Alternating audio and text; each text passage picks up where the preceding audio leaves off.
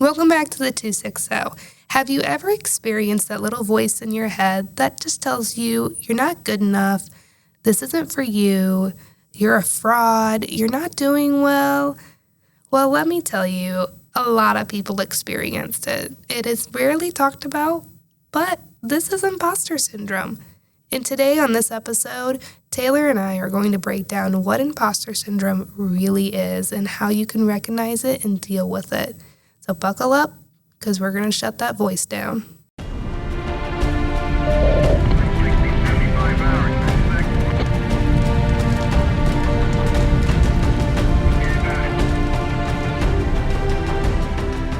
So today, it is just me and Taylor. Yo, what's up?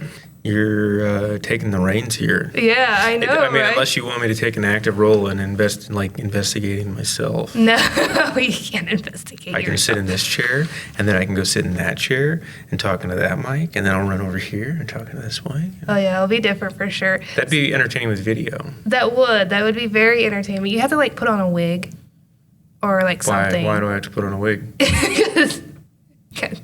Is it because I don't have any hair? No. That's not where I was getting with that. No, so yes, you gotta disguise yourself, or at least put on a hat or something like that. I'm George now. Yeah. That's cool.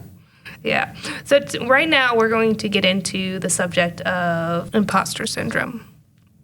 And before we really kind of deep dive into that, I want to ask Taylor, for the people that don't know you, can you tell me a little bit about yourself, how you got into EMS?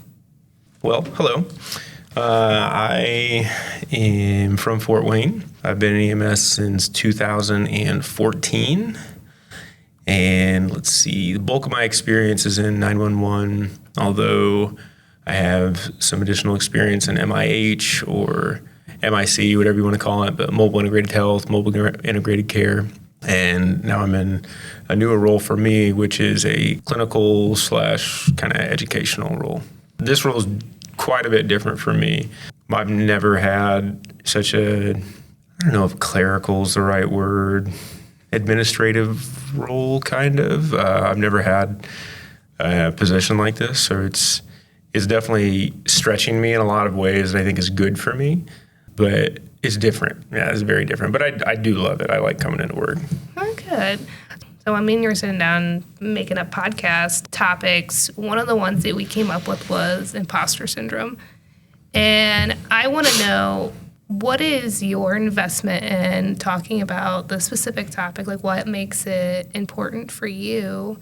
And what is it? What is imposter syndrome? Imposter syndrome is the internal struggle that someone will have, basically, where they feel like they do not deserve the role they have, the responsibilities that they have, and or the success that they have, despite there being evidence to they do deserve those things. I think it's something that many people in public safety struggle with, whether they realize it or not. I think I don't want to jump ahead here, but putting a label on this feeling that is very common for people, I think will help them deal with it and maybe make them feel less isolated.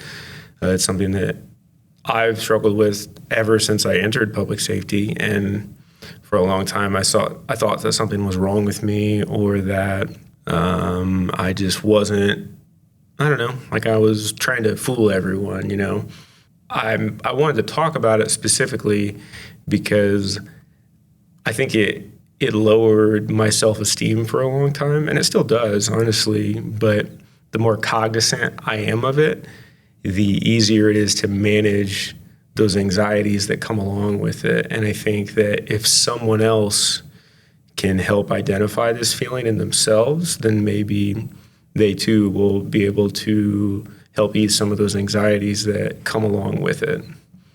Yeah, and this, I pulled some studies and was quite curious about this myself. And on EMS 1, they had an article tracking imposter syndrome mentally, which I will link in the show description. But it wasn't studied until 1978. And it was studied on women first, when women were starting to get more prominent roles and management roles, like kind of just climbing up that career ladder a little bit more. And they noticed it in doctors first. And so that's when they started studying it, and they noticed the cycle of imposter syndrome.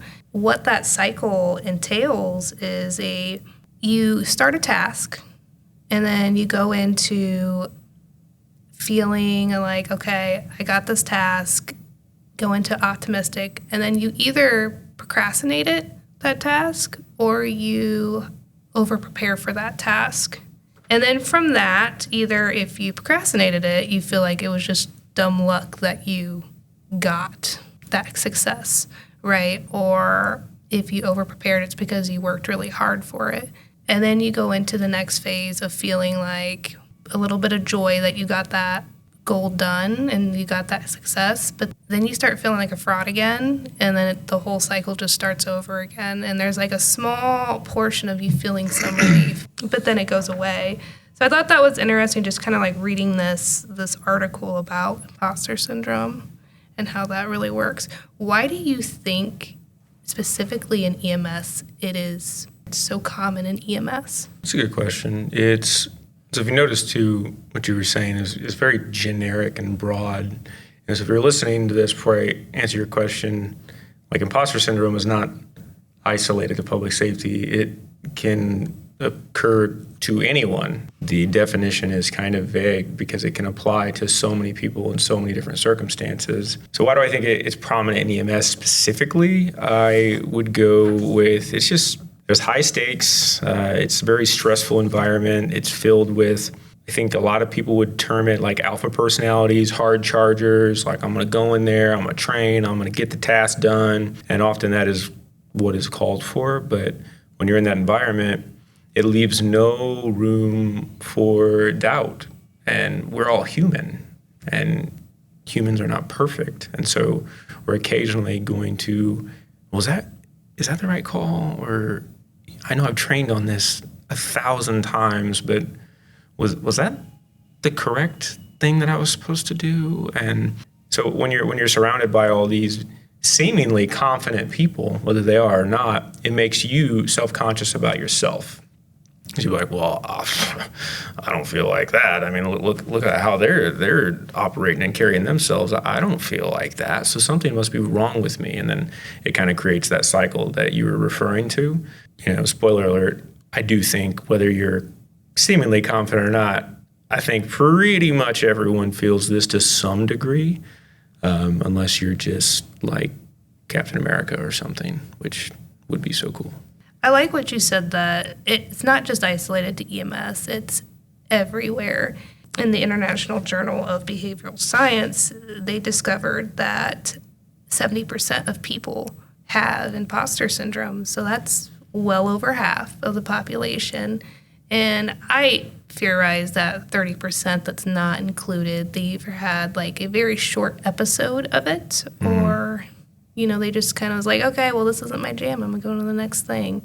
I'm not hot stuff by any means, but I noticed a pattern in myself and someone who will be on the podcast very soon, Mr. Adam Jackson. I remember talking with me about this concept. And so I want to talk about it, like why is it popular in public safety?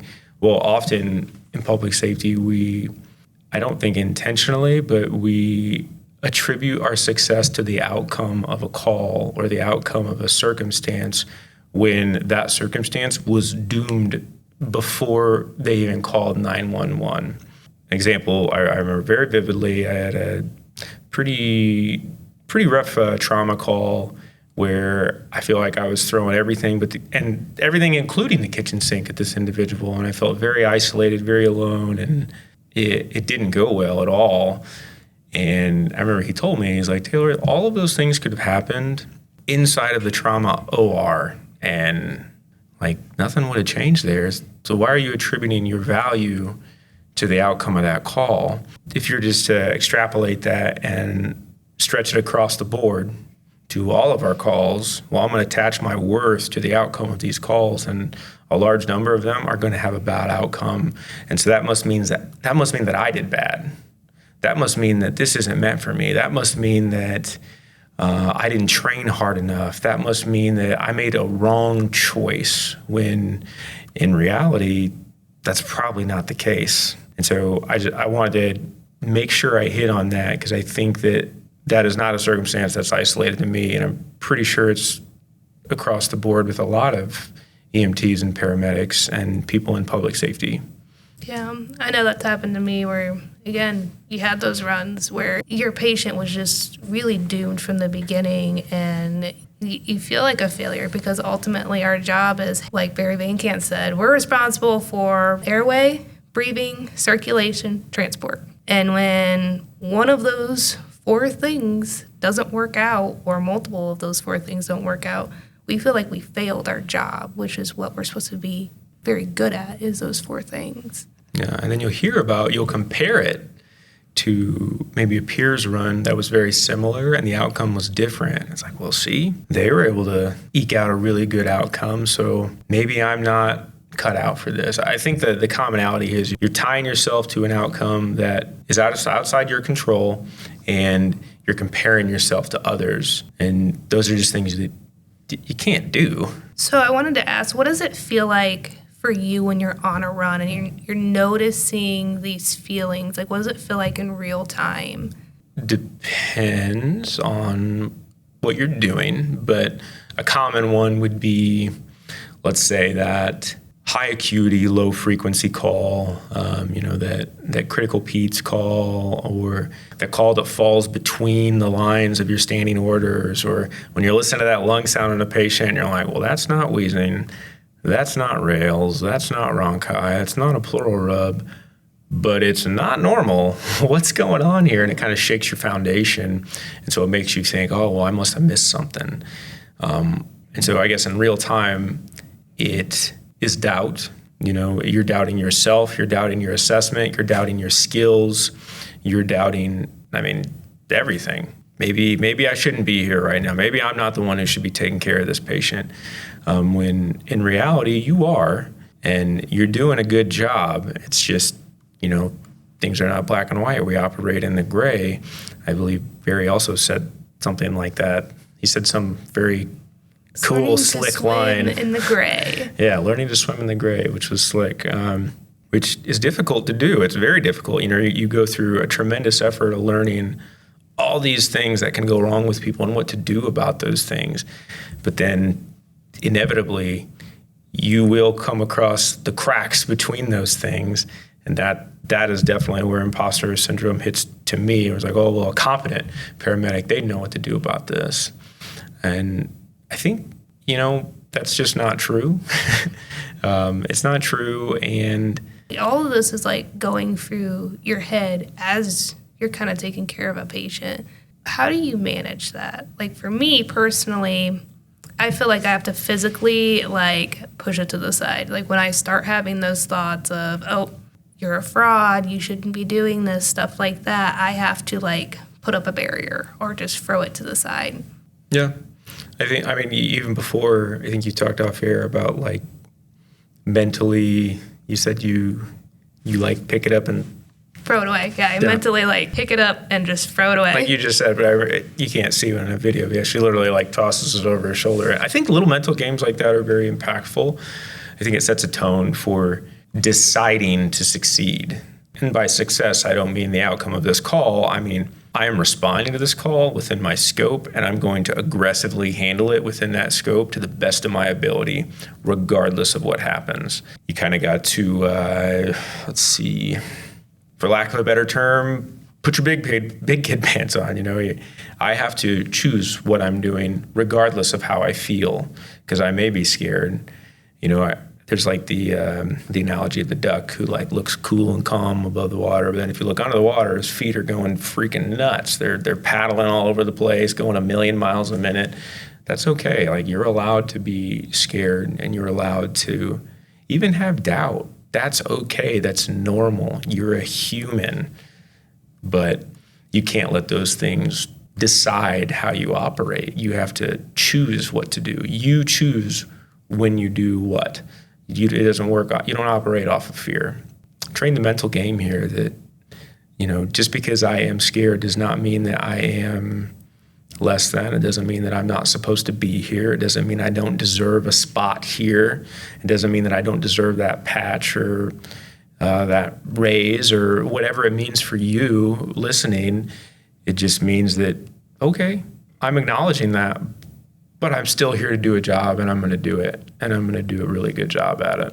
That self-talk or that pep talk before you go on a run.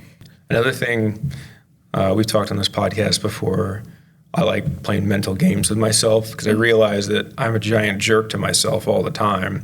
The most cruel person you will ever meet is most likely yourself. I'm very intimate with that person, unfortunately. And so I'll play these mental games and I'll think of a person in my shoes that is similar. What would Aaron Ross do in this circumstance? Aaron Ross is a badass paramedic. Okay. And then next thing you know, you're treating the patient and you're rocking it out and you're doing great. It's like in Space Jam, like it was in you all along. The secret stuff was just water. The one thing I thought was interesting when I was looking up this subject was how men and women respond differently to it. Men tend to be the master of the subject, just meaning when they are fearful of something or they feel like they are not adequate in a certain subject, they tend to master it in steps, and they will stay a step behind where they actually are. For example, if their knowledge level is at step 3, they will go back to step 2 and master all of that and be excellent at that before they really crawl up to step 3. Women tend to be seen as the go-getter. They face what they fear or any of the subjects that they just don't feel adequate in head on. They consume themselves with it and they just dive right in. I can't speak for the female counterpart, but yeah, that's how I've responded to a lot of these anxieties. I remember in paramedic school, I think it was Jen, she suggested identifying the thing that you are scared the most of and aggressively going after it, basically. Like, I'm choosing to own this thing. I'm not going to respond to the fear as in like I'm shrinking away from it, but I'm going towards it. So when did you first notice it? Like, when did you first notice that you had imposter syndrome? I did not know I had it until probably like 2 years ago. My therapist was like, hey, you have a severe case of imposter syndrome, just so you know. But looking back in time, I recognized the symptoms of it like day one on a truck, being with, seemingly very confident paramedics and in hindsight, like very solid medics and basics around me. And, you're brand new and I don't feel like that. We had some really critical calls on right off the bat. My first day on an ambulance was 4th of July. And if any of you have worked 4th of July, it's typically a pretty busy day. And I just remember feeling like, oh my gosh, what did I step into? I don't know if this is for me. I don't deserve a spot here. This doesn't make sense. Even though I've gone through all the training and I'm ready. Like, the next step in your journey is on the ambulance, responding to 911 calls. Like, this is the progression. You go through training, you get your certs, and eventually rubbers meet in the road, and like, there you are. It's just a part of it. But yeah, I remember day one, essentially feeling those symptoms right away. Yeah. I think that's normal, probably. That is normal. And for me, I told you when you brought this subject up for something to be on the podcast, we were sitting there talking about it, and I was like, yeah, I didn't realize that was something I had until you and another individual were talking about it just freely, and I was like, yep, checkbox, and then we all kind of got in a conversation about it. But it's interesting how, like, even in therapy, she's like, oh, like, have you ever heard of imposter syndrome? I was like, yeah, it's when you feel like you're not, like, you're a fraud and stuff like that. She's like, oh, do you ever feel like that? And like, yep, and that's all we talked about it, and then we moved on to other things. But it wasn't until you were talking about it that I was like, man, like, this is actually explains a lot of, like, what I feel on runs and stuff like that. And again, like 70% of us feel this. And it's only gotten worse. I pulled a couple of case studies here. Great Britain did a study on remote working and in the education system, and they noticed a severe increase in imposter syndrome. Specifically, they studied freshman college students. And with that online learning, online remote working, one of the things that they kind of notice, it's that isolation situation. You're not picking up on cues in the classroom or cues in the workforce. So like your facial cues, they notice that because you're not picking up on those things, those cues, people are self-doubting a lot more because they're like, oh, I need to know that I did a good job. And I need feedback. I need feedback. I need good feedback. But I need those social cues, those social feedbacks, those facial expressions. And I mean, COVID did a lot of damage, and I think that's really important for us as educators, as employers, to really think about that. Like, if I'm not giving good feedback on the regular, how am I helping my newer people? It tracks. Yeah. It tracks. I mean, honestly, when I was like sitting here like looking this stuff up, I'm like, the common theme is isolation situations. If you don't tell people that you have this or that you're feeling this way, and I'm like, you're just isolating yourself to get it worse.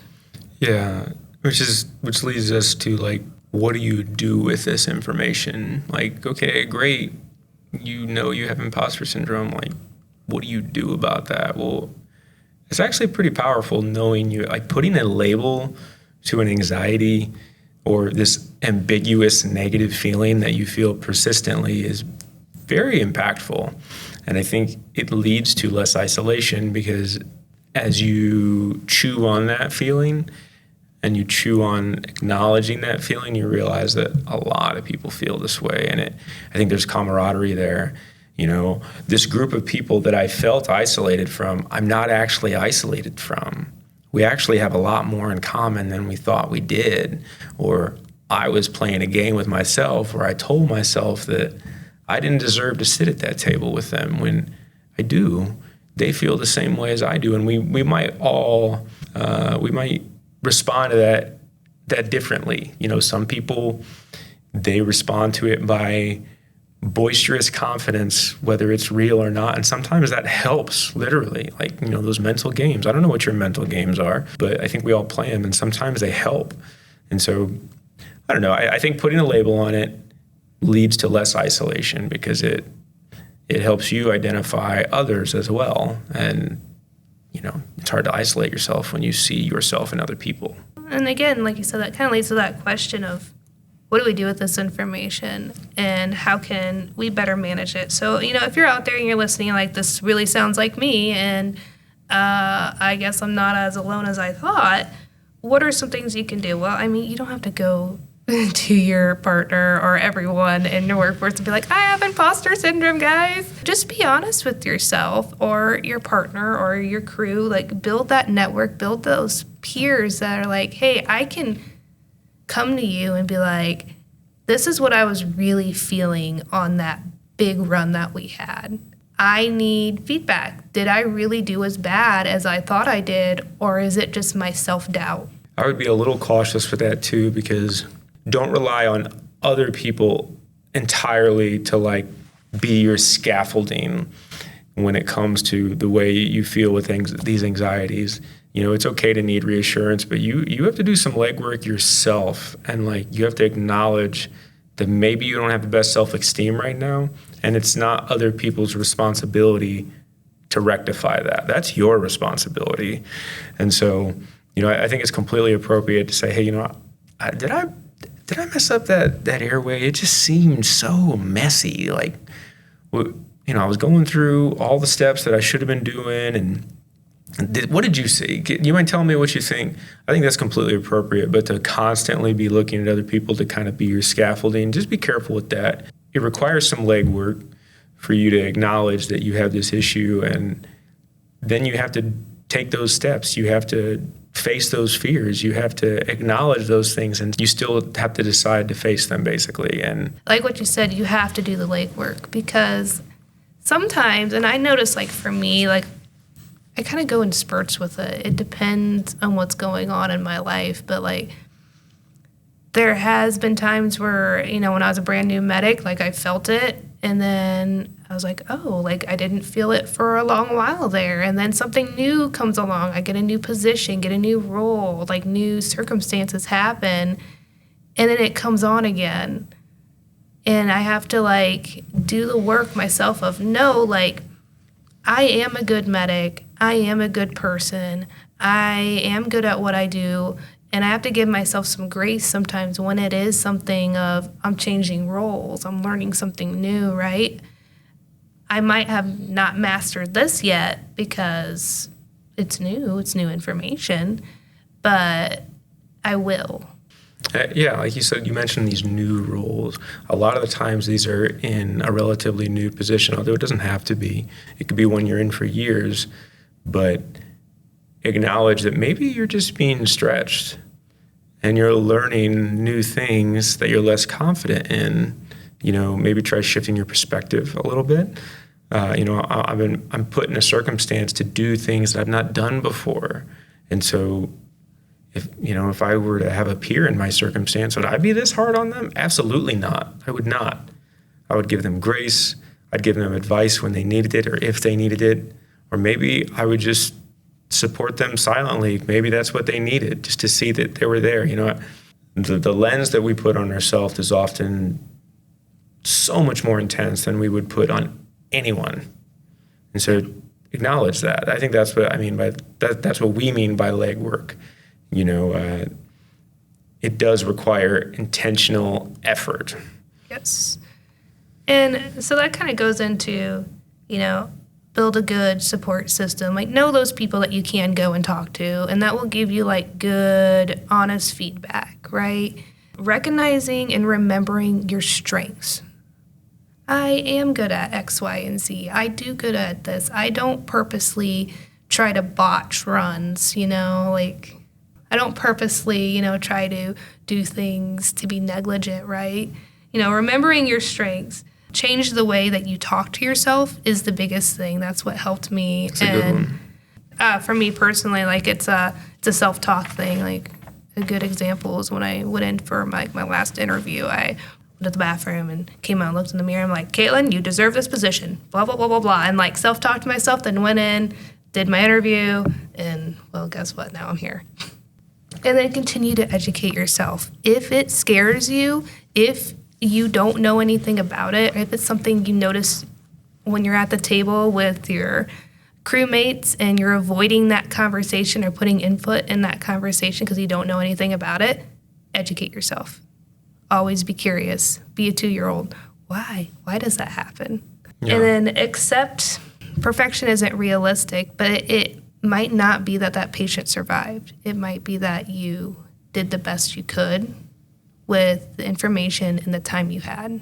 And that kind of brings me into one of the last questions that I have for you, and that is, as educators, as instructors, as leaders, what could we do better for these people that are struggling with this? And again, there's no, like, it's new people. It can be someone that's older, too, that they're learning new things. Yeah, I know. Or just things that never went away, you know. Maybe the whole time you're just been chewing on this piece. This isn't for me. Gosh, they're going to find out. They're all going to find out. They're going to know that they're going to know I'm a fraud. It's all going to come to light. And you know what? It's probably not, because it's not real. You're supposed to be here. You deserve a spot. So what can leaders do, or educators? We kind of touched on it a little bit before, but I think having conversations like this that are just intentional and naming what this is so that people can see it in themselves builds kind of a network to see how common and popular, not popular, but how prevalent it is. And so that leads to less isolation, which I think leads to more collaboration and creates a environment where people can be free to express their doubts given the appropriate opportunity. there's times to act and there's times to chop up and dissect things. And so, in the moment, maybe that's just support. Hey, we talked about this. You got this. We've gone through this training. We've been through this training, and it's okay that you're fearful here, but you know how to do this. You got this. Or if it's afterwards, where action is completed, okay, I could see that you were struggling there. Talk with me in a non-judgmental way, where I think we're in a field that rewards stoicism, and that's cool. I respect that, but it's not always realistic. People are not always stoic. We shake and we crumble sometimes, and I think acknowledging people for the human being that they are will allow them to be the human being that they are.